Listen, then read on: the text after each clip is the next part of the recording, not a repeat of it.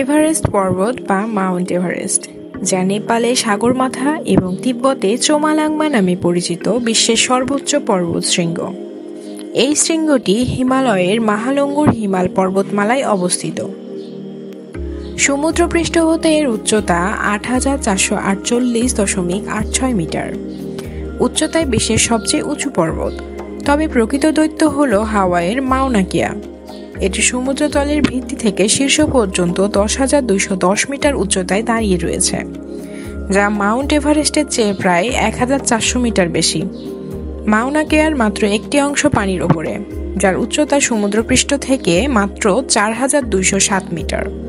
Mount Everest পৃথিবীর সবচেয়ে উঁচু পর্বত হিসেবে স্বীকৃত থাকলেও মাউনা কেয়া পূর্ণ উচ্চতা বিবেচনায় প্রকৃত দৈত্য, প্রশান্ত মহাসাগরে লুকানো এক বিশাল পর্বত।